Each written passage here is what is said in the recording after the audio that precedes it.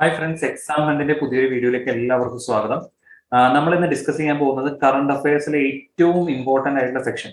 കാരണം പറയാനുള്ള കാരണം എന്താണെന്ന് വെച്ച് കഴിഞ്ഞാൽ ഏറ്റവും കൂടുതൽ നിങ്ങൾക്ക് കറണ്ട് അഫയർ ചോദ്യങ്ങൾ എക്സ്പെക്ട് ചെയ്യാൻ പറ്റുന്ന 1-2 മാസങ്ങളിലെ വളരെ ഇമ്പോർട്ടന്റ് ആയിട്ടുള്ള സെക്ഷൻസ് ആണ് നമ്മൾ ഈ ഒരു വീഡിയോയിൽ നിങ്ങൾക്ക് വേണ്ടിയിട്ട് പ്രൊവൈഡ് ചെയ്യുന്നത്. അപ്പൊ ഇതിൽ നമ്മൾ കവർ ചെയ്യുന്ന കുറേയധികം കാര്യങ്ങളുണ്ട്. അതിൽ ഒന്നാമത്തെ കാര്യം യെല്ലോ ഗോൾഡ് കൺസെപ്റ്റ്, അതേപോലെ തന്നെ GM റബ്ബർ കൺസെപ്റ്റ്, ഫുക്കോക്ക അവാർഡുകൾ, ക്രിപ്റ്റോ കറൻസി റിലേറ്റഡ് ആയിട്ടുള്ള കാര്യങ്ങൾ, പിന്നെ അതേപോലെ തന്നെ EU ഗ്രീൻ പാസ് എന്താണ്, malaria free certification, rabies free സ്റ്റേറ്റുകൾ, GCA, ഇങ്ങനത്തെ കുറെ കാര്യങ്ങൾ നമ്മൾ എന്ത് ചെയ്യുന്നുണ്ട് ഈ ഒരു വീഡിയോയിൽ നമ്മൾ ഡിസ്കസ് ചെയ്യുന്നുണ്ട്. അപ്പൊ ഇതിന്റെ ഒരു പ്രത്യേകത തന്നെ നിങ്ങൾക്ക് പരീക്ഷയ്ക്ക് എക്സ്പെക്ട് ചെയ്യാൻ പറ്റുന്ന ഒരു സെക്ഷനാണ് കറണ്ട് അഫയറിലെ ഇപ്പൊ ഞാൻ എടുക്കാൻ പോകുന്ന സെക്ഷൻ. അപ്പൊ നിങ്ങൾ തീർച്ചയായിട്ടും ഈ വീഡിയോ കാണുന്നതിന്റെ കൂടെ തന്നെ നിങ്ങളൊരു നോട്ട് പ്രോപ്പർ ആയിട്ട് പ്രിപ്പയർ ചെയ്യാൻ ശ്രമിക്കുക. പിന്നെ അതേപോലെ തന്നെ നമ്മൾ ഈ വീഡിയോയിൽ പറഞ്ഞിരിക്കുന്ന എല്ലാ കാര്യങ്ങളും ഒറ്റ കാര്യം പോലും നമുക്ക് ഒഴിവാക്കാനില്ല. എല്ലാം വളരെ ഇമ്പോർട്ടന്റ് തന്നെയാണ് 2021 കറണ്ട് അഫയർ നമ്മൾ ഡിസ്കസ് ചെയ്യുന്ന സമയത്ത്. ഇപ്പൊ ഈ ഹൈക്കോർട്ട് അസിസ്റ്റന്റിനാണെന്നുണ്ടെങ്കിലും അതേപോലെ തന്നെ SSC ജനറൽ അവയർനെസ് സെക്ഷനിലാണെന്നുണ്ടെങ്കിലും നിങ്ങൾക്ക് എക്സ്പെക്ട് ചെയ്യാൻ പറ്റുന്ന ചോദ്യങ്ങളാണ് ഈ കറണ്ട് അഫയർ 2021 നമ്മളിപ്പോൾ കണ്ടക്ട് ചെയ്തുകൊണ്ടിരിക്കുന്നത്. അപ്പൊ നിങ്ങൾക്ക് ഏറ്റവും ഇമ്പോർട്ടന്റ് ആയിട്ട് വരാൻ പോകുന്ന അല്ലെങ്കിൽ നിങ്ങൾക്ക് എക്സ്പെക്ടഡ് ചോദ്യങ്ങളായിട്ട് നിങ്ങൾക്ക് കൺസിഡർ ചെയ്യാൻ പറ്റുന്ന ചോദ്യങ്ങളാണ് നമ്മൾ ഇന്ന് ഡിസ്കസ് ചെയ്യുന്നത്. അപ്പൊ നിങ്ങൾ നോട്ട് ചെയ്ത് വെക്കുക. അതേപോലെ തന്നെ ഒരു ഇമ്പോർട്ടന്റ് ആയിട്ടുള്ള കാര്യം കൂടി പറയാം. നമ്മുടെ വീഡിയോസ് നിങ്ങൾക്ക് ഇഷ്ടപ്പെടുന്നുണ്ടെങ്കിൽ തീർച്ചയായിട്ടും നിങ്ങൾ എന്ത് ചെയ്യാം, ലൈക്ക് ചെയ്യണം. അതേപോലെ തന്നെ നിങ്ങളുടെ സുഹൃത്തുക്കൾക്ക് ഈ വീഡിയോ ഷെയർ ചെയ്ത് കൊടുക്കാൻ നിങ്ങൾ മറക്കരുത്. അതേപോലെ തന്നെ ജസ്റ്റ് നിങ്ങളുടെ ഒരു കമന്റും കൂടി നമ്മുടെ വീഡിയോയുടെ താഴെ നിങ്ങൾ രേഖപ്പെടുത്താം സജഷൻസ് ആയിട്ട്. ഓക്കെ, ഇത്രയും കാര്യങ്ങൾ പറഞ്ഞുകൊണ്ട് നമുക്ക് വീഡിയോയിലേക്ക് കടക്കാം. വളരെ ഇമ്പോർട്ടന്റ് ആയിട്ടുള്ള വീഡിയോ ആണ്. ഓക്കെ, അപ്പൊ നിങ്ങൾക്ക് അറിയുന്നുണ്ടാവും. ഫസ്റ്റ് തന്നെ നമ്മൾ ഡിസ്കസ് ചെയ്യാൻ പോകുന്നത് global cyber security index, GCI എന്ന് പറഞ്ഞിട്ടുള്ള കൺസെപ്റ്റ്, അല്ലെങ്കിൽ ഈ ഒരു ഇൻഡെക്സ്. നമ്മൾ കഴിഞ്ഞ ക്ലാസ്സുകളിലൊക്കെ കുറെ ഇൻഡെക്സുകൾ നമ്മൾ പഠിച്ചിട്ടുണ്ടായിരുന്നു അല്ലെ. പീസ് ഇൻഡെക്സ് നമ്മൾ പഠിച്ചിട്ടുണ്ടായിരുന്നു. അതേപോലെ തന്നെ നമ്മൾ നമ്മുടെ ഇന്ത്യയുമായിട്ട് ബന്ധപ്പെട്ട, ഇന്ത്യയുടെ റാങ്കുമായിട്ട് ബന്ധപ്പെട്ട കുറെ അധികം ഇൻഡെക്സുകൾ നമ്മൾ എന്ത് ചെയ്തു, PDF ആയിട്ട് നമ്മൾ ടെലിഗ്രാം ചാനലിൽ ആഡ് ചെയ്തിട്ടുണ്ടായിരുന്നു. അതേപോലെ തന്നെ കഴിഞ്ഞ ക്ലാസ്സിൽ നമ്മൾ 2 ഇൻഡെക്സുകൾ, ചാൻഡലർ ഇൻഡെക്സുകളൊക്കെ നമ്മൾ എന്ത് ചെയ്തു, മുന്നേ പഠിച്ചിട്ടുണ്ട്. അപ്പൊ നിങ്ങൾക്ക് എല്ലാവർക്കും അറിയാവുന്ന കുറെ ഇൻഡെക്സുകൾ നമ്മൾ പഠിച്ചെങ്കിലും പക്ഷെ ഈ 2021 വേറെയും കുറെ ഇൻഡെക്സുകൾ ഇപ്പോൾ പബ്ലിഷ് ചെയ്തിട്ടുണ്ട്. അപ്പൊ അതിലൊന്നാണ് ഗ്ലോബൽ സൈബർ സെക്യൂരിറ്റി ഇൻഡെക്സ്. വളരെ ഇമ്പോർട്ടന്റ് ആണ്. സൈബർ സെക്യൂരിറ്റി എന്ന് പറയുമ്പോൾ തന്നെ നിങ്ങൾക്ക് അറിയുന്നപ്പം IT ആൻഡ് സൈബർ സെക്ടർ ആയിട്ട് വളരെ റിലേറ്റഡ് ആണ്. കാരണം കുറെ അധികം ചോദ്യങ്ങൾ എക്സ്പെക്ട് ചെയ്യാൻ പറ്റുന്ന ഒരു സെക്ഷനാണ് IT ആൻഡ് സൈബർ സെക്യൂരിറ്റി. അപ്പൊ ആ global cyber security index GCI release ചെയ്ത റാങ്ക് പ്രകാരം ഇന്ത്യയുടെ റാങ്ക് 10ാമത്തെ റാങ്കാണ് വന്നിരിക്കുന്നത്. 10ാമത്തെ റാങ്കാണ് ഇന്ത്യക്കുള്ളത്. അതിൽ ചൈനയുടെ റാങ്ക് 33 ആണ്. ഇതിൽ വളരെ ഇമ്പോർട്ടന്റ് ആയിട്ടുള്ള കാര്യം യുണൈറ്റഡ് സ്റ്റേറ്റ് ആണ് ഇതിൽ റാങ്കിങ്ങിൽ ഫസ്റ്റ് ആയിട്ട് വന്നിരിക്കുന്നത്. Followed by United Kingdom, UK ആണ് രണ്ടാമത് വന്നിരിക്കുന്നത്. അപ്പൊ ഇതില് അവര് നോക്കുന്ന പാരാമീറ്റേഴ്സ് എന്തൊക്കെയാണ്, വളരെ ഇമ്പോർട്ടന്റ് ആയിട്ടുള്ള പാരാമീറ്റേഴ്സ്. ചിലപ്പോൾ നമുക്ക് സ്റ്റേറ്റ്മെന്റ് ആയിട്ട് ചോദ്യങ്ങളൊക്കെ വരുന്ന സമയത്ത് നമുക്ക് എക്സ്പെക്ട് ചെയ്യാൻ പറ്റുന്ന കാര്യങ്ങൾ ഇതൊക്കെയാണ്. അതായത് ഗ്ലോബൽ സൈബർ സെക്യൂരിറ്റി ഇൻഡെക്സിൽ അവർ മെഷർ ചെയ്യുന്ന പാരാമീറ്റേഴ്സ് എന്തൊക്കെയാണ് എന്നുള്ളത് ചിലപ്പോൾ അവർ എന്ത് ചെയ്യും, 1, 2, 3, 4 ഒക്കെ ലിസ്റ്റ് ചെയ്യും. എന്നിട്ട് 1, 2 ശരിയാണ്, 2, 3 ശരിയാണ്, 1, 4 ശരിയാണ് എന്നൊക്കെ ചിലപ്പോൾ പറയും.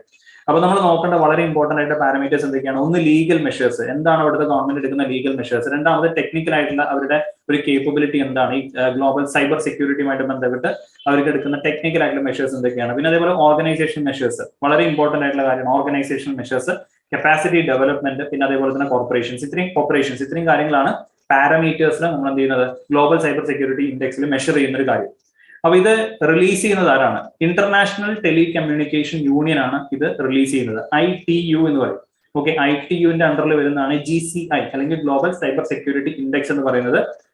സൈബർ സെക്യൂരിറ്റി കേപ്പബിലിറ്റീസ്, ഓരോ നാഷൻസിന്റെയും അവരുടെ സൈബർ സെക്യൂരിറ്റി കേപ്പബിലിറ്റി മെഷർ ചെയ്യുന്ന ഒരു ഇൻഡെക്സ് ആണ് global cyber security index, GCI എന്ന് പറയുന്നത്.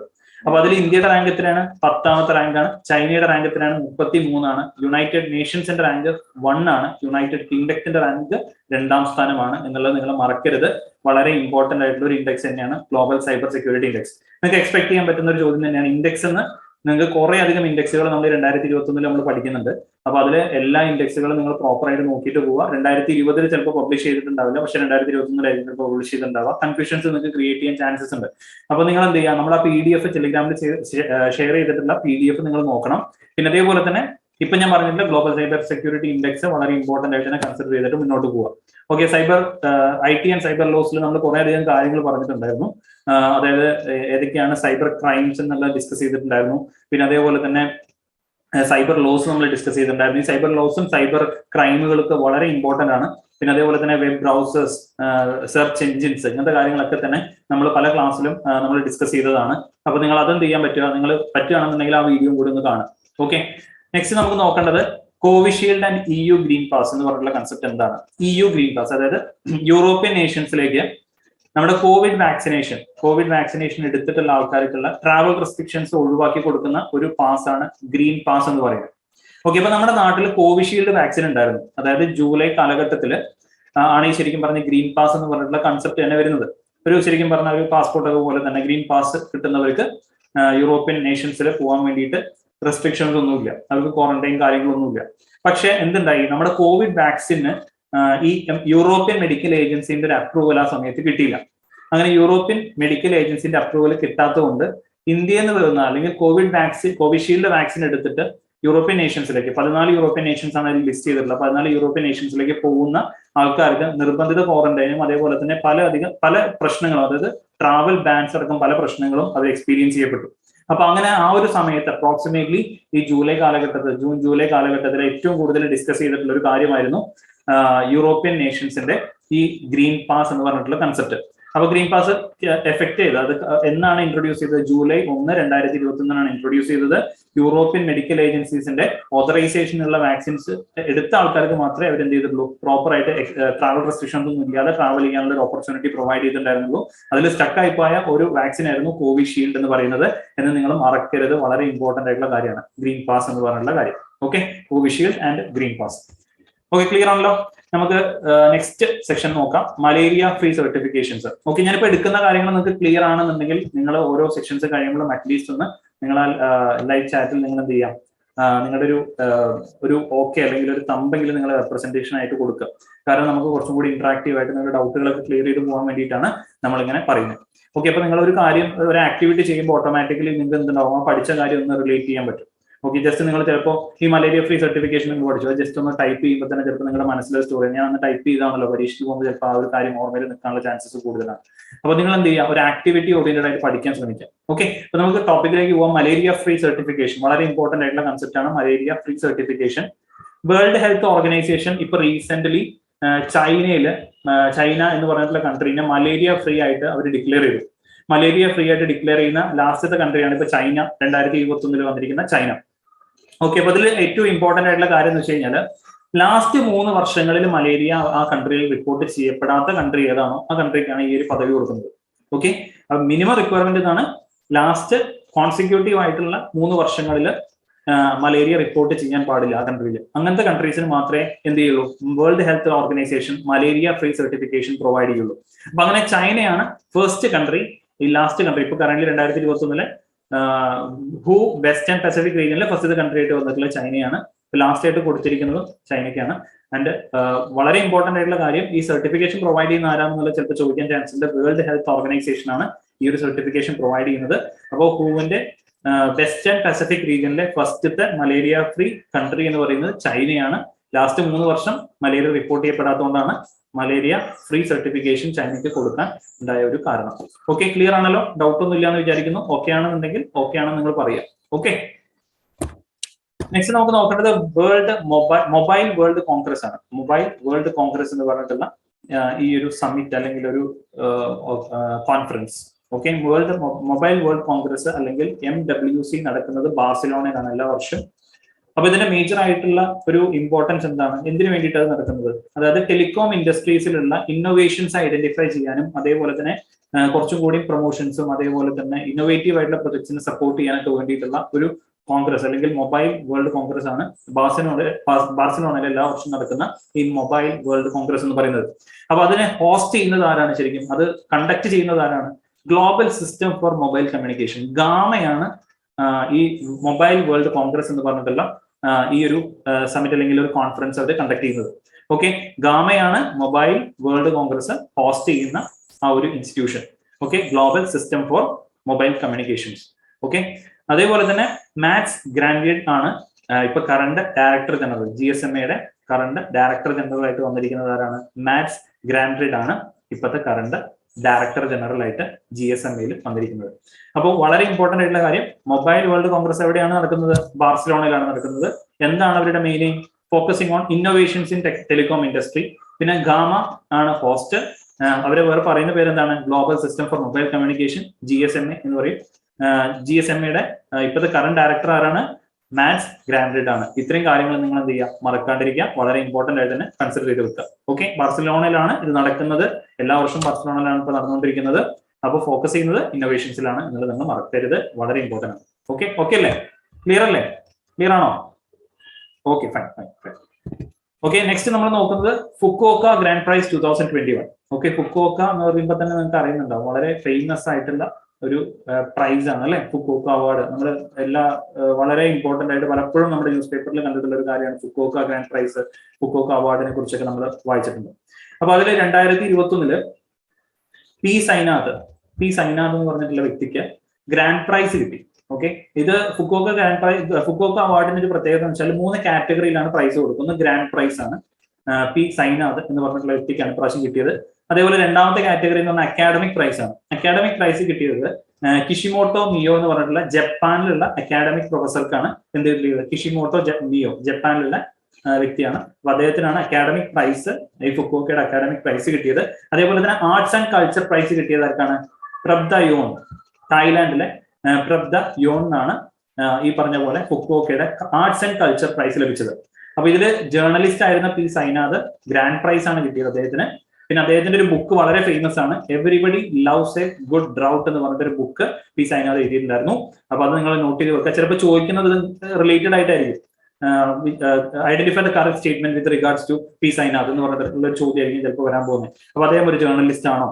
ആണ്, അദ്ദേഹം ഒരു ജേർണലിസ്റ്റ് ആണ്. പിന്നെ അതേപോലെ തന്നെ അദ്ദേഹം എഴുതിയ ബുക്കാണ് everybody loves A good drought. അതെ, അദ്ദേഹം എഴുതിയ ബുക്കാണ് everybody loves A good drought. അതേപോലെ തന്നെ അദ്ദേഹത്തിന്റെ ഒരു എന്താ പറയാ, അദ്ദേഹം കണ്ടുപിടിച്ച ഒരു സിസ്റ്റമാണ്, അല്ലെങ്കിൽ people's archive of rural India എന്ന് പറയും, PARI.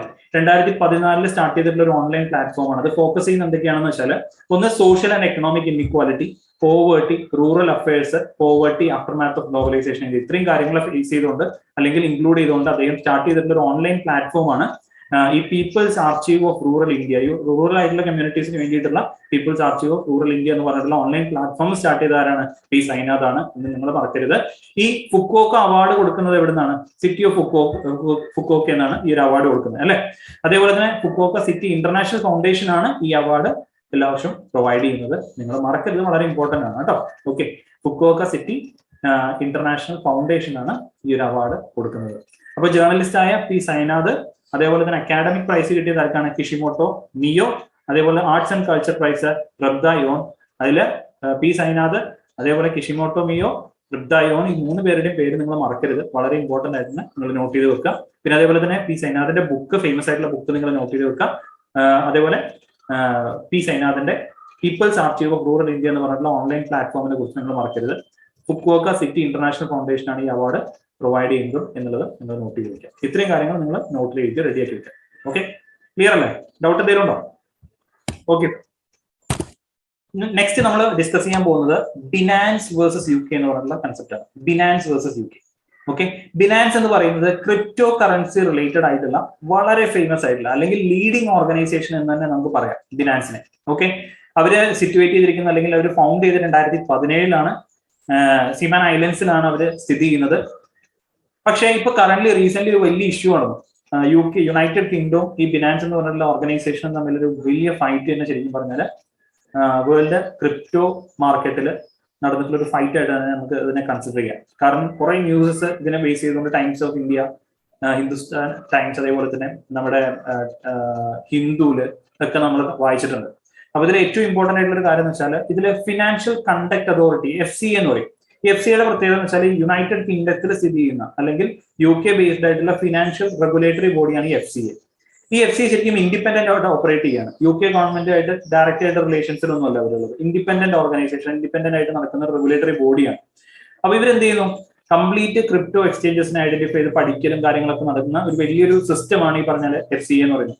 അപ്പൊ ഈ FCA നടത്തിയ പഠനത്തിൽ അവർ മനസ്സിലാക്കിയിട്ടുള്ള ഒരു കാര്യം, ഈ ബിനാൻസ് എന്ന് പറഞ്ഞിട്ടുള്ള കമ്പനിയുടെ ക്രിപ്റ്റോ എക്സ്ചേഞ്ചിനെ കുറിച്ച് പ്രോപ്പറായിട്ട് സൂപ്പർവൈസ് ചെയ്യാൻ ആർക്കും പറ്റില്ല.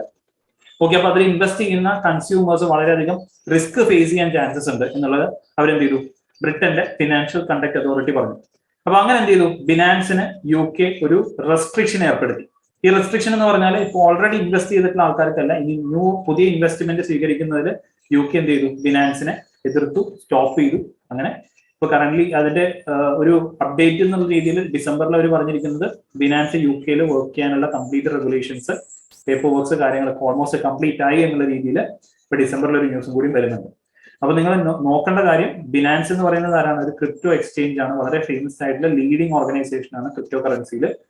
അവരും FCAയും തമ്മിലുള്ളൊരു ഫൈറ്റ് അല്ലെങ്കിൽ അവരുടെ ഒരു എന്താ പറയാ സൂപ്പർവിഷന്റെ ഭാഗമായിട്ട് അവർ പറഞ്ഞത് ബിനാൻസ് എന്ന് പറഞ്ഞ കമ്പനിയെ ഡയറക്റ്റ് ആയിട്ട് സൂപ്പർവൈസ് ചെയ്യാനും അവരുടെ ഒരു മെത്തേഡ് ഓഫ് ഓപ്പറേഷൻ ഐഡന്റിഫൈ ചെയ്യാനും ഒന്നും ഈ പറഞ്ഞ പോലെ FCAക്ക് പറ്റിയിട്ടില്ല. അപ്പൊ അതിന്റെ സിഗ്നിഫിക്കന്റ് റിസ്ക് കൺസ്യൂമേഴ്സിനുണ്ട്. അത് ഇൻവെസ്റ്റ് ചെയ്യുന്ന കൺസ്യൂമേഴ്സ് വളരെയധികം റിസ്ക് ഫേസ് ചെയ്യാൻ ചാൻസസ് ഉണ്ട് എന്നുള്ളത് UK ഫിനാൻഷ്യൽ കണ്ടക്ട് അതോറിറ്റി പറഞ്ഞു. അപ്പൊ അങ്ങനെയാണ് ഈ റെസ്ട്രിക്ഷൻസ് വരുന്നത്. ഇതൊരു കഥ പോലെ നിങ്ങൾ ഓർമ്മയിൽ വെച്ചാൽ മതി. ബിനാൻസ് എന്ന് പറഞ്ഞ ആരാണ്, എന്താണ് അവർ UK ഉണ്ടാക്കി എന്താണ് അവർ ചെയ്തത്, 2017 ശേഷം എന്ത് ചേഞ്ചസ് വന്നു, ഇത്രയും കാര്യങ്ങൾ നിങ്ങൾ നോട്ട് ചെയ്ത് വെച്ചാൽ മതി. ഓക്കെ, ക്ലിയർ ആണെന്ന് വിചാരിക്കുന്നു. ഡൗട്ട് എന്തെങ്കിലും ഉണ്ടോ? ഓക്കെ, നമുക്ക് നെക്സ്റ്റ് ടോപ്പിക്കിലേക്ക് പോട്ടെ. Okay fine. അപ്പോൾ ഫെയിം സ്കീം എന്ന് പറഞ്ഞിട്ടൊരു സ്കീം ഉണ്ട്. ഫെയിം സ്കീമിന്റെ പ്രത്യേകത എന്ന് വെച്ചാൽ faster adoption and manufacturing of electric vehicles.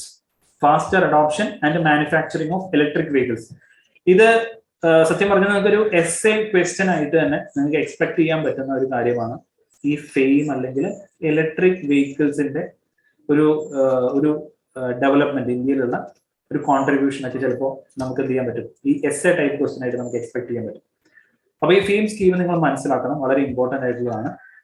ഈ ഫെയിം സ്കീം 2 ഫേസസ് ആയിട്ടാണ് നമ്മുടെ ഇന്ത്യൻ ഗവൺമെന്റ് ഇൻട്രൊഡ്യൂസ് ചെയ്തത്.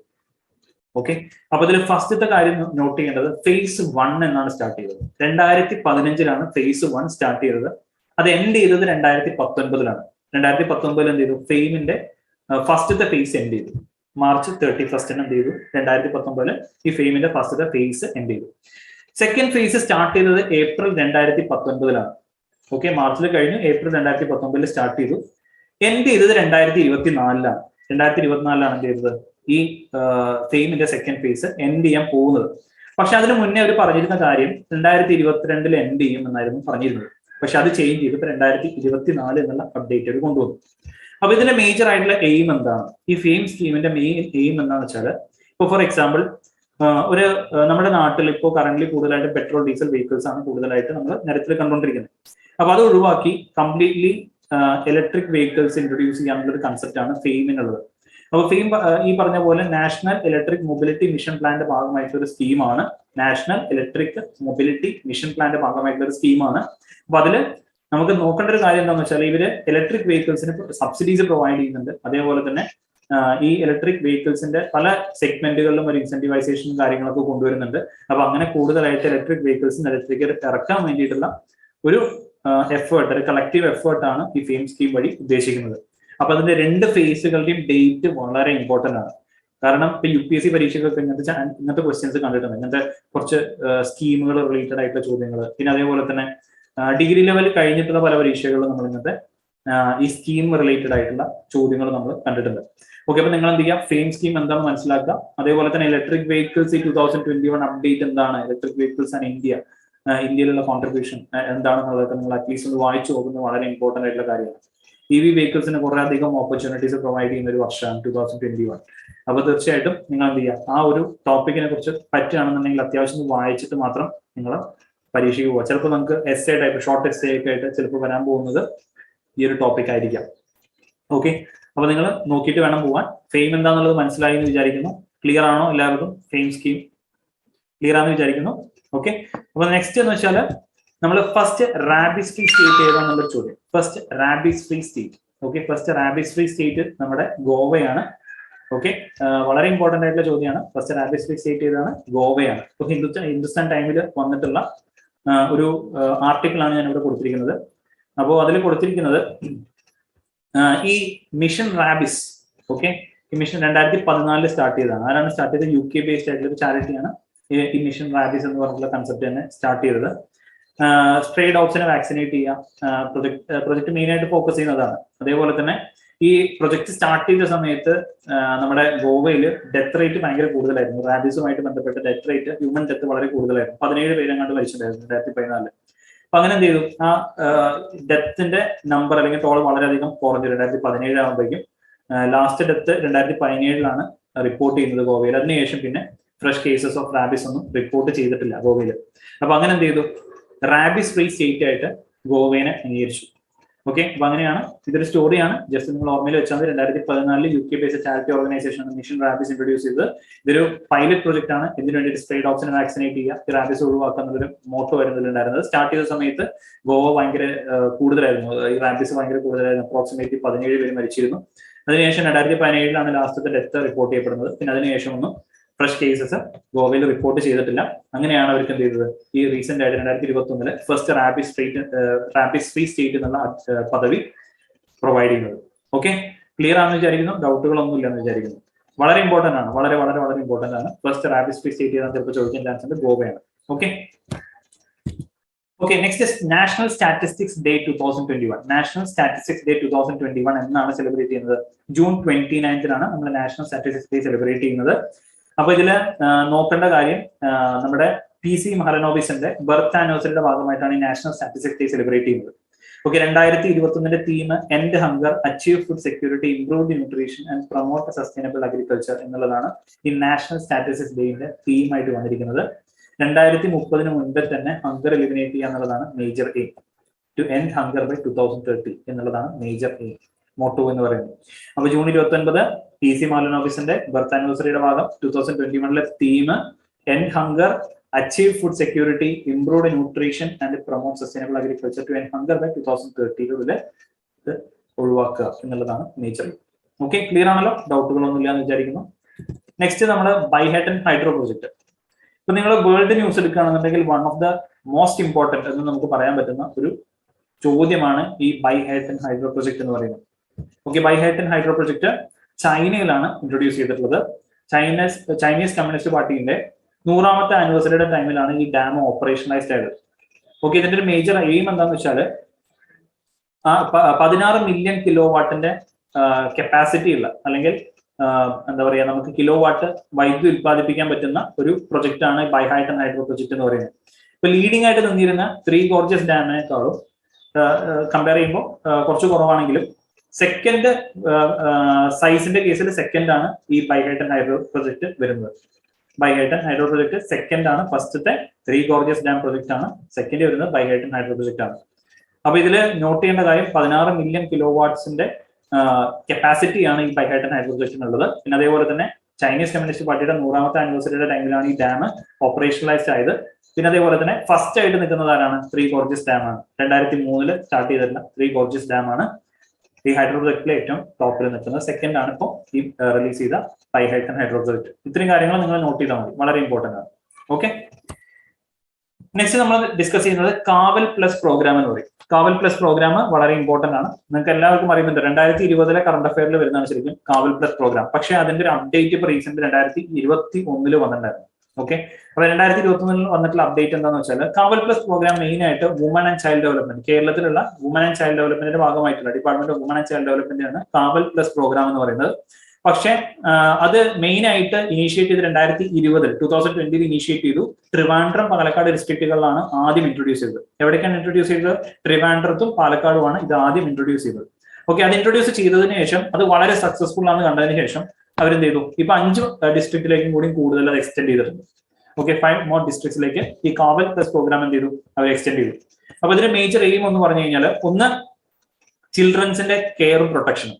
ഓക്കെ, ചിൽഡ്രൻസിനെ സപ്പോർട്ട് ചെയ്യുക, അവരുടെ സുരക്ഷിതത്വം ഉറപ്പാക്കുക എന്നുള്ള കാര്യമാണ് ആദ്യം ചെയ്യുന്ന കാര്യം. രണ്ടാമത് സെക്ഷൽ അബ്യൂസ് ആയിട്ട് ബന്ധപ്പെട്ട് അതിൽ നിന്ന് സർവൈവ് ചെയ്തിട്ടുള്ള ആൾക്കാരെ സപ്പോർട്ട് ചെയ്യാനും കൂടിയാണ് ഈ കാവൽ പ്ലസ് പ്രോഗ്രാം എന്നുള്ളത് നിങ്ങൾ നോട്ട് ചെയ്ത് വെക്കണം. വളരെ ഇമ്പോർട്ടന്റ് ആയിട്ടുള്ള കാര്യമാണ്. Okay, to support children in need of care, protection and to the survivors of sexual abuse. ഇതാണ് കാവൽ പ്ലസ് പ്രോഗ്രാം എന്ന് പറയുന്നത്. Department of woman and child development in Kerala initiate ചെയ്തിട്ടുള്ള പ്രോഗ്രാമാണ്. ഇനീഷ്യേറ്റ് 2020 സ്റ്റാർട്ട് ചെയ്തു. 2021 വീണ്ടും എക്സ്റ്റെൻഡ് ചെയ്തു. 5 മോർ ഡിസ്ട്രിക്ട്സിലേക്ക് എക്സ്റ്റെൻഡ് ചെയ്തു. ചിൽഡ്രൻസിന്റെ care, protection, അതേപോലെ തന്നെ സർവൈവർ, സെക്ഷൽ അബ്യൂസിനും സർവൈവ് ചെയ്തിട്ടുള്ള ആൾക്കാരുടെ സപ്പോർട്ടും കൂടി അവരെ സപ്പോർട്ട് ചെയ്യുക എന്നുള്ളതാണ് ഈ കാവൽ പ്ലസ് പ്രോഗ്രാമിന്റെ മേജർ. ഓക്കെ, ക്ലിയർ ആണെന്ന് വിചാരിക്കുന്നു, ഡൗട്ടുകളൊന്നും ഇല്ലാന്ന് വിചാരിക്കുന്നു. ഓക്കെ, നമുക്ക് നെക്സ്റ്റ് ടോപ്പിക്കിലേക്ക് പോവാം. ബ്രിക്സിന്റെ ഗ്രീൻ ഹൈഡ്രജൻ സമ്മിറ്റ് എന്ന് പറഞ്ഞിട്ടുള്ള ഒരു സമ്മിറ്റ് ഉണ്ട്. അത് ഹോസ്റ്റ് ചെയ്തത് ഇന്ത്യയിലാണ്. ഇന്ത്യയിലെ NTPCL ആണ് ഈ ബ്രിക്സിന്റെ ഗ്രീൻ ഹൈഡ്രജൻ സമ്മിറ്റ് ഹോസ്റ്റ് ചെയ്തത്. വെർച്വൽ ആയിട്ടുള്ള ഒരു കോൺഫറൻസ് ആയിരുന്നു ഇത്. ഓക്കെ, ഈ സമ്മിറ്റ് ഒരു വെർച്വൽ കോൺഫറൻസ് ആയിരുന്നു. ബ്രിക്സ് നേഷൻസ് എല്ലാം തന്നെ അതിൽ പാർട്ടിസിപ്പേറ്റ് ചെയ്തിട്ടുണ്ട്. Brazil, Russia, India, China, south Africa എല്ലാ കൺട്രീസും ബ്രിക്സ് നേഷൻസ് എല്ലാം അതിൽ പാർട്ടിസിപ്പേറ്റ് ചെയ്തിട്ടുണ്ട്. മേജർ ആയിട്ടുള്ള എയിം എന്ന് പറഞ്ഞാൽ എനർജി കൺസർവേഷൻ തന്നെയാണ്. സസ്റ്റൈനബിൾ എനർജി സപ്ലൈ, പിന്നെ അതേപോലെ തന്നെ ഇൻക്രീസ് അവൈലബിലിറ്റി ഓഫ് എനർജി, അതേപോലെ തന്നെ റെഡ്യൂസിങ് നെഗറ്റീവ് ഇമ്പാക്ട് ഓൺ എൻവയോൺമെന്റിലുള്ള നെഗറ്റീവ് ഇമ്പാക്ട്സ് ഒഴിവാക്കുക, എനർജി സപ്ലൈ സൂപ്പർ ആക്കുക, അതേപോലെ തന്നെ സസ്റ്റൈനബിൾ ആയിട്ട് അത് കൊണ്ടുപോവുക. ഇത്രയും കാര്യങ്ങളാണ് ബ്രിക്സ് ഗ്രീൻ ഹൈഡ്രജൻ സമ്മിറ്റിന്റെ മേജർ എയിം. അപ്പൊ 2021 നടന്നിട്ടുള്ള ബ്രിക്സ് ഗ്രീൻ ഹൈഡ്രജൻ സമ്മിറ്റ് എവിടെയാണ് നടന്നത്? ഇന്ത്യയിലാണ് നടന്നത്. വെർച്വൽ ആയിട്ടാണ് നടന്നത്. Brazil, Russia, India, China, south Africa എല്ലാം പാർട്ടിസിപ്പേറ്റ് ചെയ്തു. സസ്റ്റൈനബിൾ എനർജി സപ്ലൈ ആണ് മേജർ ആയിട്ടുള്ള ഒരു എയിം. രണ്ടാമത്തെ എയിം എനർജി അവൈലബിലിറ്റി ഉറപ്പാക്കുക എന്നുള്ളതാണ്. പിന്നെ അത് മൂന്നാമത്തെ എയിം എന്ന് പറഞ്ഞാൽ എൻവയോൺമെന്റിൽ നെഗറ്റീവ് ഇമ്പാക്ട്സ് ഒഴിവാക്കുക എന്നുള്ളതാണ് മൂന്നാമത്തെ എയിം. ക്ലിയർ ആണ് എന്ന് വിചാരിക്കുന്നു. BRICS green hydrogen summit, BRICS green hydrogen summit വളരെ ഇമ്പോർട്ടന്റ് ആണ്. ഓക്കെ, നെക്സ്റ്റ് നമ്മൾ ഡിസ്കസ് ചെയ്യുന്നത് incentive for having 1 more children. Okay, രസകരമായിട്ടുള്ള സംഭവം അല്ലെ. നമ്മളിപ്പോ പോപ്പുലേഷൻ കുറയ്ക്കാൻ വേണ്ടിയിട്ടുള്ള സ്റ്റെപ്പിലാണ് ഇന്ത്യ ഉള്ളത്. പക്ഷെ മിസോറാം എന്ന് പറഞ്ഞിട്ടുള്ള സ്റ്റേറ്റ് അവരുടെ പോപ്പുലേഷൻ ഇൻക്രീസ് ചെയ്യാൻ വേണ്ടിയിട്ട്, മിസോ കമ്മ്യൂണിറ്റി അവരുടെ പോപ്പുലേഷൻ ഇൻക്രീസ് ചെയ്യാൻ വേണ്ടിയിട്ട് ഇൻസെന്റീവ് സ്കീമുകൾ കൊണ്ടുവരണം. ഓക്കെ, ഒരു ഒന്നിൽ കൂടുതൽ കുട്ടികൾ ഒരു വീട്ടിലുണ്ടെന്നുണ്ടെങ്കിൽ അവരെന്ത് ചെയ്യും? ഒരു ട്രോഫി പ്രൊവൈഡ് ചെയ്യും. രണ്ടാമത് ഒരു സർട്ടിഫിക്കറ്റ് ഓഫ് അപ്രീസിയേഷൻ പ്രൊവൈഡ് ചെയ്യും. പിന്നെ 1 lakh rupees സമ്മാനമായിട്ട് അവർ പ്രൊവൈഡ് ചെയ്യുകയും ചെയ്യും. ഓക്കെ, ഇതാണ് മിസോറാം ഗവൺമെന്റിന്റെ പുതിയൊരു ഇനീഷ്യേറ്റീവ്. അവരുടെ പോപ്പുലേഷൻ ഇൻക്രീസ് ചെയ്യാൻ വേണ്ടിയിട്ടുള്ള ഒരു ഇനീഷ്യേറ്റീവ്. ഓക്കെ, ഒരു trophy, certificate of appreciation, 1 lakh rupees ഇതെല്ലാം കൊടുത്ത് ആൾക്കാരെ സപ്പോർട്ട് ചെയ്യുന്ന ഒരു സിസ്റ്റമാണ് ഈ മിസോറാമിലെ 1 more children ഇൻസെന്റീവ് പ്രോഗ്രാം എന്ന് പറയുന്ന ഈ ഒരു പോപ്പുലേഷൻ ഇൻക്രീസിംഗ് പ്രോസസ്, അല്ലെങ്കിൽ മിസോറാം കമ്മ്യൂണിറ്റിയിൽ, മിസോ കമ്മ്യൂണിറ്റിയിലെ പോപ്പുലേഷന്റെ ഇൻക്രീസ് കൊണ്ടുവരാൻ വേണ്ടിയിട്ട് മിസോറാം ഗവൺമെന്റ് ഇനിഷ്യേറ്റ് ചെയ്തിട്ടുള്ള പ്രോഗ്രാം. അപ്പോൾ ഓർത്ത് വെക്കേണ്ടത് ഇതിലുള്ള benefits of having more than 1 children എന്തൊക്കെയാണ്, അവർ കൊടുക്കുന്ന എന്തൊക്കെയാണെന്നുള്ളത് നോർമലി വെക്കുന്ന ട്രോഫി, സർട്ടിഫിക്കറ്റ് ഉണ്ടാവും. അതേപോലെ തന്നെ 1 lakh rupees ഫാമിലിയിലേക്ക് അവർ പ്രൊവൈഡ് ചെയ്യും. ഓക്കെ, നോട്ട് ചെയ്ത് വെക്കാം. നെക്സ്റ്റ് നോക്കേണ്ടത് സൈക്കോവ് ഡി വാക്സിനെ കുറിച്ചാണ്. സൈക്കോവ് ഡി വാക്സിൻ ഞാൻ മുന്നേ ഒരു കോവിഡ് എന്ന് പറഞ്ഞിട്ടുള്ള ഒരു COVID-19 റിലേറ്റഡ് ആയിട്ടുള്ള ക്ലാസ് മാത്രമേ ഞാൻ എടുത്തിട്ടുണ്ടായിരുന്നു. അപ്പൊ അതിൽ ഞാൻ ഈ സൈക്കോവ് ഡിയുടെ കാര്യം ഞാൻ ഇതിൽ ഇൻക്ലൂഡ് ചെയ്തിട്ടില്ല പ്രോപ്പറായിട്ട്. കാരണം എന്താണെന്ന് വെച്ചാൽ അപ്പൊ അതിനെക്കുറിച്ചുള്ള അപ്ഡേറ്റുകൾ വന്ന് തുടങ്ങുന്നേ ഉള്ളൂ. ഓക്കെ, അപ്പൊ നമ്മൾ സൈക്കോവ് ഡിനെ കുറിച്ച് നമ്മൾ എന്ത് ചെയ്തു? ഇപ്പൊ ഈ കംപ്ലീറ്റ് അപ്ഡേറ്റുകൾ കിട്ടിയതിനു ശേഷമാണ് ഞാൻ ഇപ്പോൾ ഇതിൽ ഇൻക്ലൂഡ് ചെയ്തിട്ടുള്ളത്. അപ്പൊ ഇതൊരു ഫസ്റ്റ് DNA ബേസ്ഡ് വാക്സിൻ ആണ് സൈക്കോവ് ഡി എന്ന് പറയുന്നത്. അപ്പൊ ഇത് പ്ലാസ്മിഡ് DNA ആണ് ഇതിൽ യൂസ് ചെയ്തിരിക്കുന്നത്. പിന്നെ അതേപോലെ തന്നെ കമ്പനി ഏതാണ്? സൈഡസ് കാഡിലയാണ് ഈ കമ്പനി. സൈക്കോവ് ഡി റിലീസ് ചെയ്തിട്ടുള്ള കമ്പനി സൈഡസ് കാഡിലയാണ്. പിന്നെ സൈക്കോവ് ഡിയുടെ ഒരു പ്രത്യേകത എന്ന് വെച്ചാൽ ഇതൊരു നീഡിൽ ഫ്രീ വാക്സിൻ ആണ്. നീഡിൽ ഫ്രീ വാക്സിൻ എന്ന് പറഞ്ഞു കഴിഞ്ഞാൽ ഇതൊരു ജെറ്റ് ഇൻജക്ടർ പോലെ ഒരു ഇൻജക്ടർ ആണ്. പക്ഷെ അത് ഇൻജക്ട് ചെയ്യുന്നത് പീപ്പിൾസിന്റെ സ്കിന്നിന്റെ ഉള്ളിലേക്ക്, ഡയറക്റ്റ് മസിലിലേക്ക് കൊടുക്കുന്ന രീതിയിലാണ് ഈ സൈക്കോവ് ഡി പ്രവർത്തിക്കുന്നത്. അപ്പൊ ഇത് ശരിക്കും പറഞ്ഞാൽ കമ്പാരിറ്റീവ്ലി നമ്മൾ വേറൊരു വാക്സിൻ എടുക്കുന്നതിനെ കമ്പയർ ചെയ്യുമ്പോൾ പെയിന് കുറവായിരിക്കും, പിന്നെ ഇൻഫെക്ഷൻസ് സ്പ്രെഡ് ചെയ്യാനുള്ള ചാൻസസ് കുറവായിരിക്കും. ഇതാണ് ഇതിന്റെ ബെനിഫിറ്റ് എന്ന് പറയുന്നത്. ഓക്കെ, അപ്പോൾ വേൾഡിലെ ഫസ്റ്റ് DNA ബേസ്ഡ് വാക്സിൻ ആണ് സൈക്കോവ് ഡി വാക്സിൻ. പിന്നെ അതേപോലെ തന്നെ പ്ലാസ്മിഡ് DNA ആണ് ഇവിടെ യൂസ് ചെയ്യുന്നത്. പിന്നെ കമ്പനി സൈഡസ് കാഡിലയാണ് കമ്പനി. അതേപോലെ തന്നെ സൈക്കോവ് ഡി എന്ന് പറയുന്നത് നീഡിൽ ഫ്രീ വാക്സിൻ ആണ്. ചിലപ്പോൾ ചോദ്യം ഇങ്ങനെ ആയിരിക്കും, which is a needle free vaccine. ചിലപ്പോൾ ചോദിക്കാൻ ചാൻസ് ഉള്ളത് പ്ലാസ്മിഡ് DNA യൂസ് ചെയ്തിട്ടുള്ള വാക്സിൻ ഏതാണെന്ന് ചോദിക്കാൻ ചാൻസ് ഉണ്ട്. പിന്നെ അതേപോലെ തന്നെ ഫസ്റ്റ് DNA ബേസ്ഡ് വാക്സിൻ, വേൾഡിലെ ഫസ്റ്റ് DNA ബേസ്ഡ് വാക്സിൻ ഏതാണെന്നൊക്കെ ചോദിക്കാൻ ചാൻസ് ഉണ്ട്. അതേപോലെ തന്നെ ഈ സൈക്കോവ് ഡിയുടെ ഉപയോഗം ചിലപ്പോൾ എങ്ങനെയാണെന്ന് ചോദിക്കാം. ജെറ്റ് ഇൻജക്ടർ ആണ് ഇവിടെ യൂസ് ചെയ്യുന്നത്. ഈ ആൾക്കാരുടെ സ്കിന്നിലേക്ക് ഡയറക്റ്റ് ഹൈ പ്രഷറിൽ കൊടുക്കുകയാണ് ചെയ്യുക. പിന്നെ അതേപോലെ തന്നെ ഇത് പെയിൻ റെഡ്യൂസ് ചെയ്യും. പിന്നെ അതേപോലെ തന്നെ ഇൻഫെക്ഷൻസ് സ്പ്രെഡ് ചെയ്യാനുള്ള ചാൻസസ് വളരെ കുറവാണ് എന്നുള്ളതാണ് ഇതിന്റെ ഒരു മേജർ ബെനിഫിറ്റ് ആയിട്ട് വരുന്നത്. ഓക്കെ, ക്ലിയർ ആണെന്ന് വിചാരിക്കുന്നു, ഡൗട്ടുകളൊന്നും ഇല്ലാന്ന് വിചാരിക്കുന്നു. ഓക്കെ, നമുക്ക് നെക്സ്റ്റ് നോക്കേണ്ടത് വേൾഡിലെ ഫസ്റ്റ് GM റബ്ബറിനെ കുറിച്ചാണ്. ഓക്കെ, വളരെ ഇമ്പോർട്ടന്റ് ആയിട്ടുള്ള കാര്യമാണ് GM rubber, genetically modified rubber. Okay, GM റബ്ബറിന്റെ ഫുള്ളും ജനറ്റിക്കലി മോഡിഫൈഡ് റബ്ബർ. അപ്പൊ ഇതിൽ നോക്കേണ്ട വളരെ ഇമ്പോർട്ടന്റ് ആയിട്ടുള്ള ഒരു കാര്യം എന്താണെന്ന് വെച്ചാൽ നമ്മുടെ നാട്ടില് കേരളത്തിലുള്ള റബ്ബർ റിസർച്ച് ഇൻസ്റ്റിറ്റ്യൂട്ട്, പുതുപ്പള്ളി കോട്ടയത്തിലുള്ള റബ്ബർ റിസർച്ച് ഇൻസ്റ്റിറ്റ്യൂട്ട് എന്ത് ചെയ്തു? വേൾഡിലെ ഫസ്റ്റ് GM റബ്ബർ ഇൻട്രൊഡ്യൂസ് ചെയ്യുന്നവരാണ്. അവരുടെ റിസർച്ച് R&D ഡിപ്പാർട്ട്മെന്റ് ആണ്. ശരിക്കും പറഞ്ഞാൽ റിസർച്ച് ആൻഡ് ഡെവലപ്മെന്റ് ഡിപ്പാർട്ട്മെന്റ് ആണ് GM റബ്ബർ ഇൻട്രൊഡ്യൂസ് ചെയ്യുന്നത്. പക്ഷേ 2010-11 കാലഘട്ടത്തിൽ അവർ ഇൻട്രൊഡ്യൂസ് ചെയ്തിട്ടുള്ള GM റബ്ബർ ശരിക്കും പറഞ്ഞാൽ കേരള ഗവൺമെന്റ് അപ്രൂവ് ചെയ്തില്ല. മീൻസ് അവർ അവിടെ കൾട്ടിവേറ്റ് ചെയ്യേണ്ട, കേരളത്തിൽ കൾട്ടിവേറ്റ് ചെയ്യണമെന്ന രീതിയിൽ പറഞ്ഞു. കാരണം അതിന് കുറെ ഹാർംഫുൾ ഇഫക്ട്സ് ഉണ്ടാവും, എൻവയോൺമെന്റ് ബാധിക്കുന്നൊക്കെ പറഞ്ഞിട്ട് എന്ത് ചെയ്തു? അത് റിമൂവ് ചെയ്തു. ഇപ്പൊ കറന്റ് അതിൽ കുറെ അധികം അഡ്വാൻസ്മെന്റ് വന്ന് റീസെന്റ് 2021 ആസാമിലെ സരുത്തരി റിസർച്ച് ഫാമിൽ എന്ത് ചെയ്തു? ഗുവാഹത്തിലുള്ള സരുത്തരി റിസർച്ച് ഫാമിൽ എന്ത് ചെയ്തു? ഈ ഫസ്റ്റ് GM റബ്ബർ അവര് പ്ലാൻ ചെയ്തു.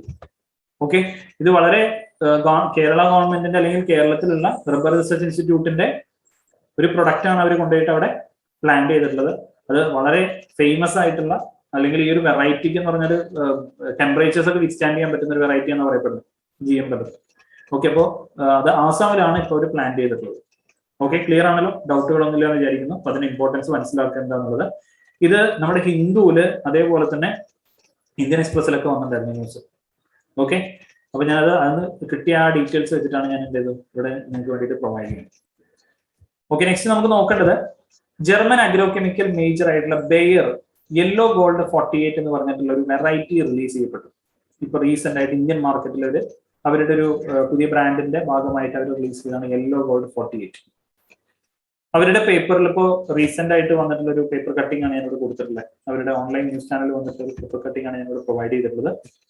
അപ്പൊ ഇതിന്റെ ഒരു മേജർ ആയിട്ടുള്ള കാര്യം എന്താണ്? ഒന്നാമത്തെ കാര്യം, ഈ യെല്ലോ ഗോൾഡ് 48 ഇൻട്രൊഡ്യൂസ് ചെയ്തിട്ടുള്ള കൺട്രി ഏതാണെന്ന് ചോദിച്ചു കഴിഞ്ഞാൽ ജർമ്മൻ അഗ്രോകെമിക്കൽ മേജേഴ്സ് ആയിട്ടുള്ള ബേയേഴ്സ് എന്ന് പറഞ്ഞിട്ടുള്ള കമ്പനിയാണ് ഇത് ഇൻട്രൊഡ്യൂസ് ചെയ്തത് മാർക്കറ്റിലേക്ക്. ഇന്ത്യൻ മാർക്കറ്റിലാണ് അവർ ലോഞ്ച് ചെയ്തത്. യെല്ലോ ഗോൾഡ് 48 എന്ന് പറയുന്നത് എന്തിന്റെ വെറൈറ്റിയാണ്? വാട്ടർമെലന്റെ വെറൈറ്റിയാണ്. ഓക്കെ, യെല്ലോ ഗോൾഡ് 48 എന്ന് പറയുന്നത് വാട്ടർമെലൻ വെറൈറ്റിയാണ്.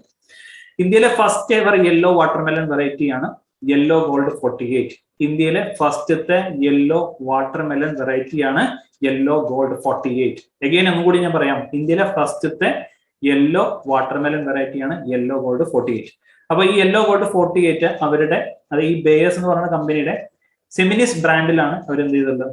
യെല്ലോ ഗോൾഡ് 48 ഇൻട്രൊഡ്യൂസ് ചെയ്തിട്ടുള്ള മാർക്കറ്റിലേക്ക്. ഓക്കെ, അപ്പൊ വളരെ ഇമ്പോർട്ടന്റ് ആണ്. ഇതിന്റെ പൊട്ടൻഷ്യാലിറ്റി അല്ലെങ്കിൽ ഈൽഡ് ഭയങ്കര കൂടുതലായിരിക്കും എന്നാണ് പറയപ്പെടുന്നത്. അതേപോലെ തന്നെ ഡിസീസ് റെസിസ്റ്റൻസ്, പെസ്റ്റ് റെസിസ്റ്റൻസ് ഒക്കെ കൂടുതലാണ് ഈ യെല്ലോ ഗോൾഡ് 48-ന്. അപ്പോൾ കർഷകർക്ക് വളരെയധികം ഉപകാരപ്പെടുന്ന രീതിയിലാണ് അവർ ഇൻട്രൊഡ്യൂസ് ചെയ്തിട്ടുള്ളത്.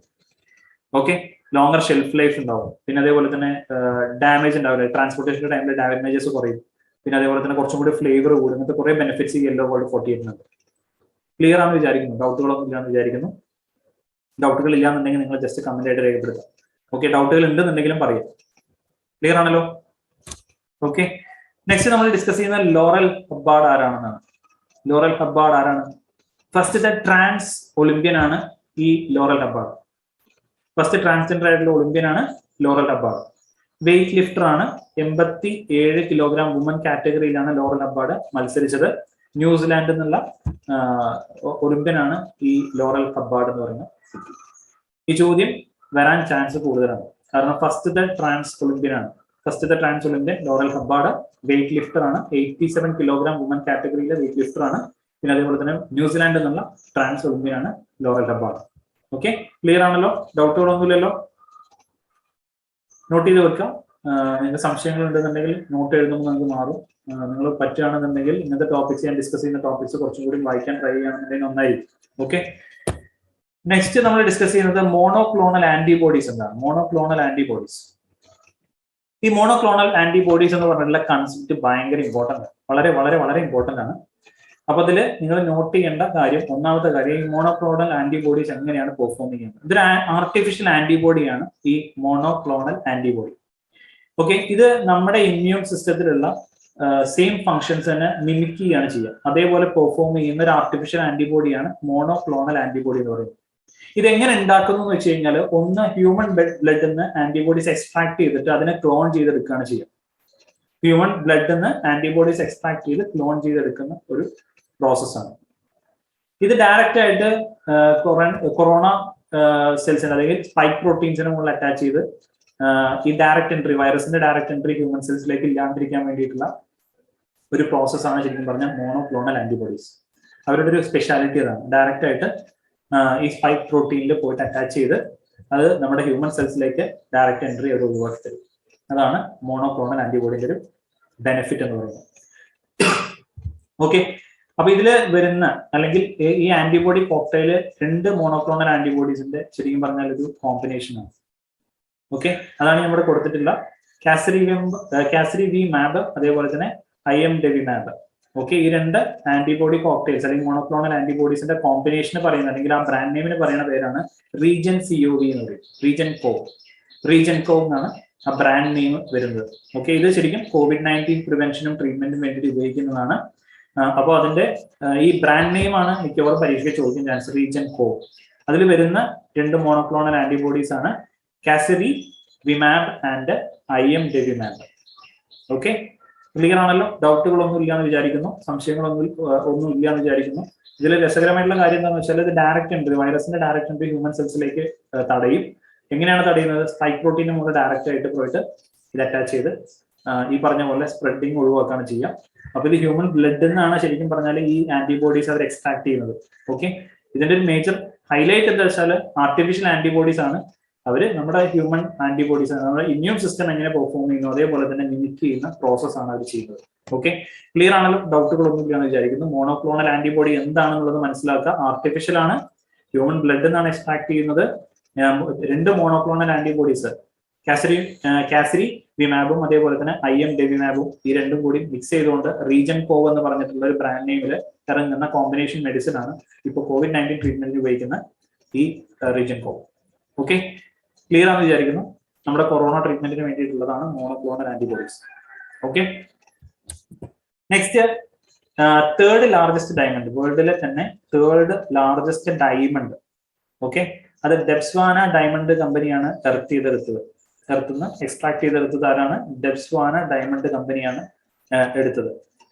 ഓക്കെ, അപ്പൊ ഇതില് സൗത്ത് ആഫ്രിക്കയിലെ ബോട്സ്വാനയിൽ നിന്നാണ് അവർ എക്സ്ട്രാക്ട് ചെയ്തത്. ഇതിലുള്ള വളരെ ഇമ്പോർട്ടന്റ് ആയിട്ടുള്ള വേറൊരു കാര്യം എന്ന് വെച്ചാൽ വേൾഡിലെ ലാർജസ്റ്റ് അല്ലെങ്കിൽ 1905 ഫൗണ്ട് ചെയ്തതാണ് കൊളിനാൻ ഡയമണ്ട് എന്ന് പറഞ്ഞിട്ടുള്ള ഡയമണ്ട്. സെക്കൻഡ് ലാർജസ്റ്റ് ആയിട്ട് വരുന്നതാണ് ലെസിഡി ലാ റോണ. ഓക്കെ, ഇതൊക്കെ പേരുകൾ വായിൽ വരാൻ കുറച്ച് ബുദ്ധിമുട്ടാണ്. ഓക്കെ, അപ്പൊ നിങ്ങൾ നോട്ട് ചെയ്യേണ്ടത് ഇപ്പോൾ റീസെന്റ് അഡ്വാൻസ്മെന്റ് ആയിട്ട് തേർഡ് ലാർജസ്റ്റ് ഡയമണ്ട് ആണ് ഇപ്പൊ കണ്ടുപിടിച്ച ഡെബ്സ്വാന ഡയമണ്ട് കമ്പനിയുടെ ഡയമണ്ട്. അപ്പോൾ അത് ബോട്സ്വാന സൗത്ത് ആഫ്രിക്കയിൽ നിന്നാണ് അവർ കണ്ടെത്തിയത് എന്നുള്ളത് ഓർമ്മയിൽ വെക്കുക. പറ്റുകയാണെന്നുണ്ടെങ്കിൽ ഫസ്റ്റത്തെ അല്ലെങ്കിൽ ലാർജസ്റ്റ് ഏതാണ്, ഇപ്പൊ കറന്റ് ഏറ്റവും ലാർജസ്റ്റ് ഏതാണെന്നുള്ളത് നിങ്ങൾ നോട്ട് ചെയ്ത് വെക്കുന്നത് നന്നായിരിക്കും. ഇത് ജസ്റ്റ് നിങ്ങൾ എന്ത് ചെയ്യാം, പറ്റുകയാണെന്നുണ്ടെങ്കിൽ നോട്ടാക്കി എഴുതി റെഡിയാക്കി വെക്കുകയാണെന്നുണ്ടെങ്കിൽ നിങ്ങൾക്ക് ഫൈനൽ ടൈമിൽ റിവൈസ് ചെയ്യാൻ എളുപ്പമായിരിക്കും. ഓക്കെ, അതുകൊണ്ടാണ് ഞാൻ പേപ്പറും പേനയും എടുത്ത് വെക്കാൻ എപ്പോഴും പറയുന്നത്. ഓക്കെ, കളിനാൻ ഡയമണ്ട് 1905 പിന്നെ അതേപോലെ തന്നെ ലെസിഡി ലാ റോണ ഡയമണ്ട് 2015 ഫൗണ്ട് ചെയ്തതാണ് സെക്കൻഡ് ലാർജസ്റ്റ്. തേർഡ് ലാർജസ്റ്റ് ആണ് ഇപ്പോൾ ഫൗണ്ട് ചെയ്തിട്ടുള്ള ഡെബ്സ്വാന ഡയമണ്ട് കമ്പനി, ബോട്സ്വാനയിൽ ഐഡന്റിഫൈ ചെയ്തിട്ടുള്ള ഡെബ്സ്വാന ഡയമണ്ട് കമ്പനിയുടെ പുതിയ ഡയമണ്ട്, അതിന്റെ പേര് അവർ പറഞ്ഞിട്ടുള്ളൂ. Okay, next IMD world competitive index. IMD world competitive index, Institute of Management ഡെവലപ്മെന്റിന്റെ വേൾഡ് കോമ്പറ്റേറ്റീവ് ഇൻഡെക്സിൽ ഇന്ത്യയുടെ റാങ്ക് 43 ആണ്. ഓക്കെ, 43ാം റാങ്കിലാണ് IMD വേൾഡ് കോമ്പറ്റേറ്റീവ് ഇൻഡെക്സിൽ ഇന്ത്യയുടെ റാങ്ക് വരുന്നത്. പിന്നെ ടോട്ടൽ കൺട്രീസ് പാർട്ടിസിപ്പേറ്റ് ചെയ്ത 64 കൺട്രീസ് ആണ്. അതിൽ ടോപ്പിൽ നിൽക്കുന്നത് സ്വിറ്റ്സർലാൻഡ് ആണ്, സെക്കൻഡ് നിൽക്കുന്നത് സ്വീഡൻ ആണ്, തേർഡ് നിൽക്കുന്നത് ഡെൻമാർക്ക് ആണ്. IMDയുടെ വേൾഡ് കോമ്പറ്റേറ്റീവ് ഇൻഡെക്സിൽ ഇന്ത്യയുടെ റാങ്ക് 43ാം റാങ്ക് ആണ് ഇന്ത്യക്കുള്ളത്. ടോട്ടൽ കൺട്രീസ് 64 ആണ്. ടോപ്പ് ലെവലിൽ നിൽക്കുന്നത് സ്വിറ്റ്സർലാൻഡ് ആണ്, സെക്കൻഡ് ആയിട്ട് വരുന്നത് സ്വീഡൻ ആണ്, തേർഡ് ആയിട്ട് വരുന്നത് ഡെൻമാർക്ക് ആണ്. അതേപോലെ തന്നെ ഇത് ഈ ഇൻഡെക്സ് ഡെവലപ്പ് ചെയ്യുന്നത് ആരാണെന്ന് ചിലപ്പോൾ ചോദിക്കാൻ ചാൻസ് ഉണ്ട്. ഇൻസ്റ്റിറ്റ്യൂട്ട് ഓഫ് മാനേജ്മെന്റ് ഡെവലപ്മെന്റ് ആണ് ഈ ഇൻഡെക്സ് ഡെവലപ്പ് ചെയ്യുന്നത്. ഓക്കെ, വേൾഡ് കോമ്പറ്റേറ്റീവ് ഇൻഡെക്സ് IMDയുടെ വേൾഡ് കോമ്പറ്റേറ്റീവ് ഇൻഡെക്സ് ആണ്. അപ്പൊ ഇന്ത്യയുടെ റാങ്ക് 43, ആകെ 64 നേഷൻസേ ഉള്ളൂ. അതിൽ 43 റാങ്ക് കഴിഞ്ഞു. ഫസ്റ്റ് വരുന്ന Switzerland, second Sweden, third Denmark. അതേപോലെ തന്നെ ഇൻഡെക്സ് ഡെവലപ്പ് ചെയ്യുന്നത് ആരാണ്? ഇൻസ്റ്റിറ്റ്യൂട്ട് ഓഫ് മാനേജ്മെന്റ് ഡെവലപ്മെന്റ് ആണ് ഇൻട്രൊഡ്യൂസ് ചെയ്യുന്നത്. ഓക്കെ, ക്ലിയർ അല്ലേ? Okay, next global piece index 2021 global piece index ആണ്.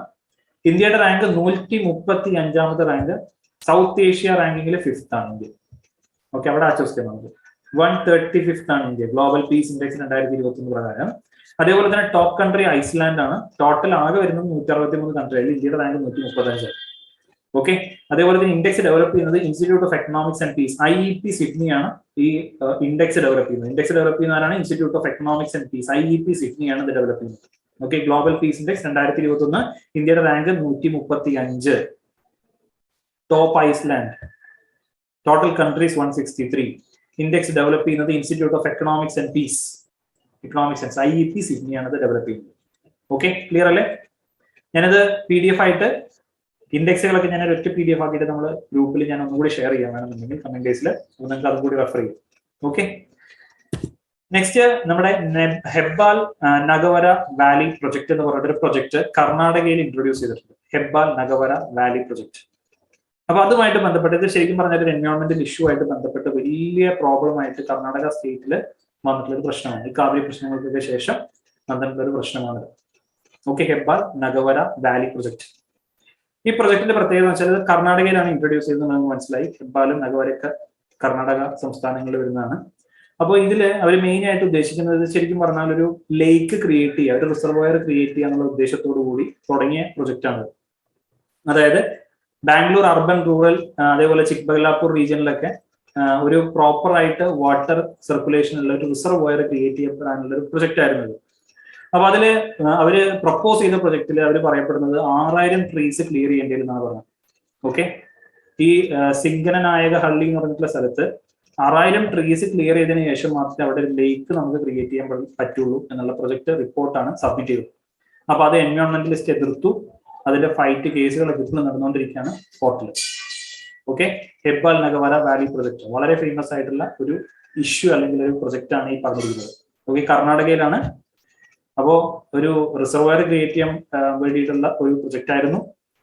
ബാംഗ്ലൂരിലെ അർബൻ റൂറൽ ചിക്ബല്ലാപൂർ റീജിയൻസിലൊക്കെ വെള്ളം കിട്ടുന്ന തരത്തിലുള്ള ഒരു റിസർവോയർ ക്രിയേറ്റ് ചെയ്യാനായിരുന്നു പ്ലാൻ. പക്ഷെ അവിടെ എൻവയോൺമെന്റലിസ്റ്റ് എതിർക്കാനുള്ള കാരണം എന്താണ്? 6000 ട്രീസ് കട്ട് ചെയ്ത് ഒഴിവാക്കേണ്ടി വരും എന്ന് പറഞ്ഞു.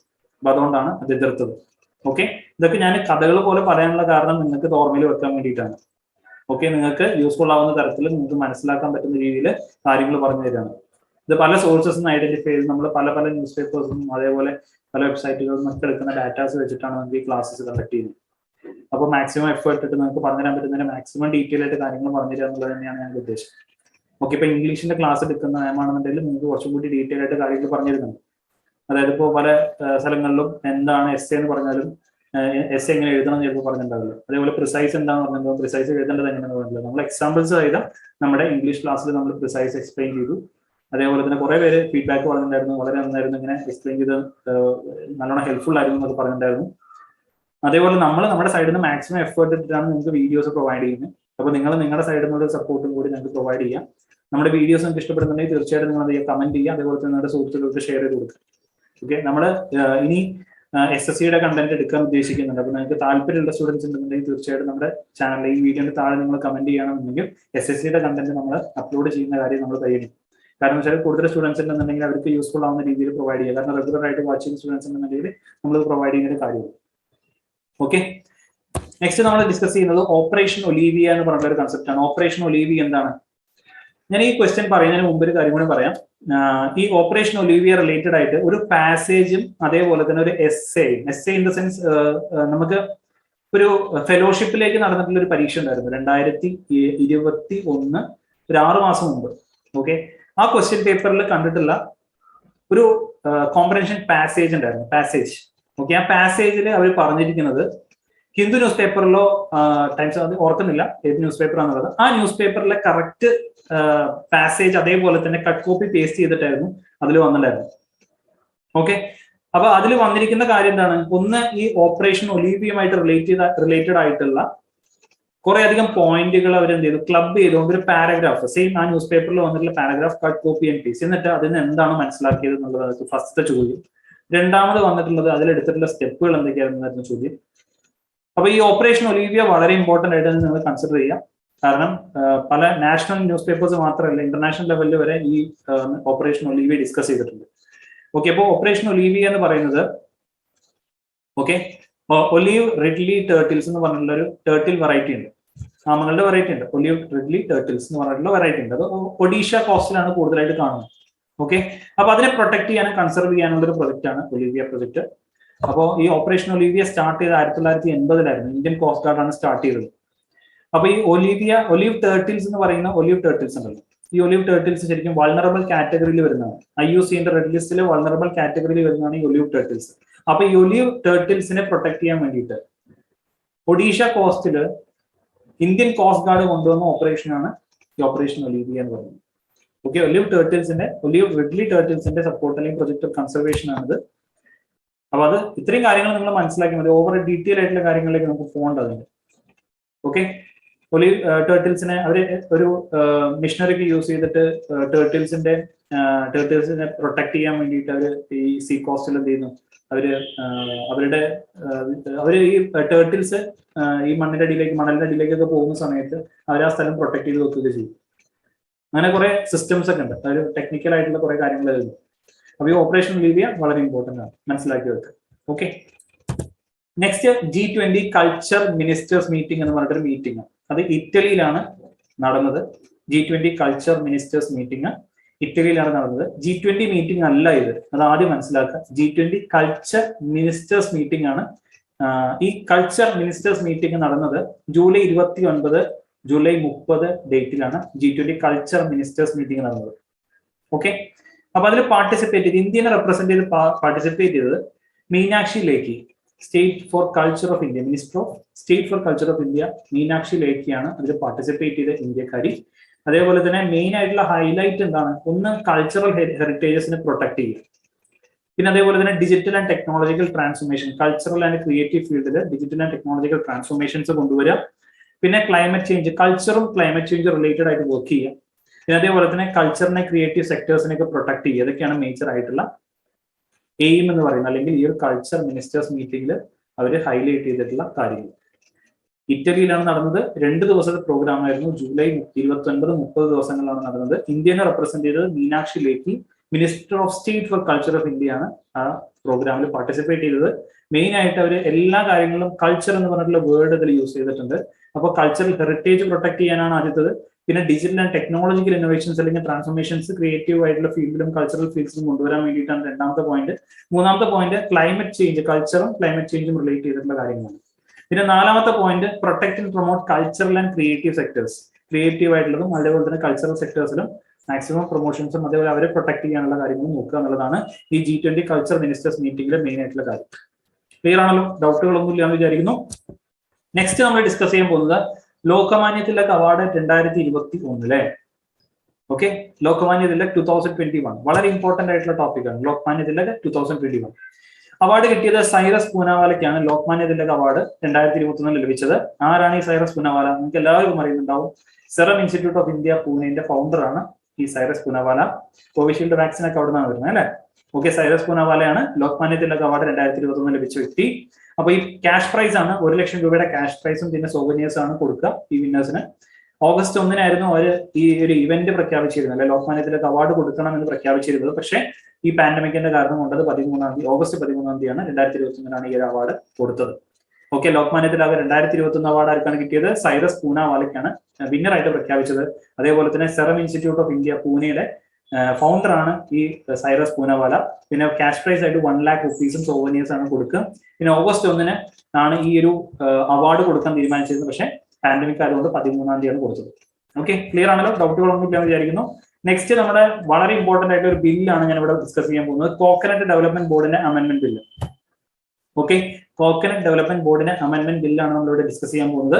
കോക്കനട്ട് ഡെവലപ്മെന്റ് ബോർഡിന്റെ റിലേറ്റഡ് ആയിട്ട് നമ്മൾ ഡിസ്കസ് ചെയ്യുമ്പോൾ തന്നെ ഫസ്റ്റ് ഓർമ്മിക്കേണ്ട കാര്യം, നമ്മുടെ കോക്കനട്ട് ഡെവലപ്മെന്റ് ബോർഡ് എവിടെ സ്ഥിതി ചെയ്യുന്നത്? കൊച്ചിയിലാണ് സ്ഥിതി ചെയ്യുന്നത്. ഹെഡ് ക്വാർട്ടർ കൊച്ചിയാണ്. അതേപോലെ തന്നെ കോക്കനട്ട് ഡെവലപ്മെന്റ് ബോർഡിന്റെ നമ്മുടെ ഒരു ടെക്നോളജി ഡെവലപ്മെന്റ് സെന്റർ ഉണ്ട്, അത് വാഴക്കുളം ആലുവയിലാണ് സ്ഥിതി ചെയ്യുന്നത്. ഓക്കെ, ഈ 2 കാര്യങ്ങൾ ആദ്യം തന്നെ ഓർമ്മയിൽ വെക്കുക. അപ്പൊ ഇതില് മെയിൻ ആയിട്ട് ഈ അമെന്റ്മെന്റ് ബില്ലിൽ വരുത്തിയ ചേഞ്ചസ് എന്തൊക്കെയാണെന്നുള്ള കാര്യം നമുക്ക് ജസ്റ്റ് ഒന്ന് ഡിസ്കസ് ചെയ്യാം. ഈ അമെന്റ്മെന്റ് ബില്ല് ഇൻട്രൊഡ്യൂസ് ജൂലൈ 30, 2021 ഇതിൽ പറഞ്ഞിരിക്കുന്ന കാര്യം, ഒന്നാമത്തെ കാര്യം ബോർഡ് മെമ്പേഴ്സിനെ ഇൻക്രീസ് ചെയ്യുക എന്നുള്ളത്. 4 മുതൽ 6 വരെ ബോർഡ് മെമ്പേഴ്സിനെ ഇൻക്രീസ് ചെയ്യുക. രണ്ടാമത്തെ കാര്യം ഗുജറാത്ത്, ആന്ധ്രാപ്രദേശിലുള്ള ആൾക്കാരെ നോമിനേറ്റ് ചെയ്യാനുള്ള ഒരു അധികാരം കൊടുത്തു.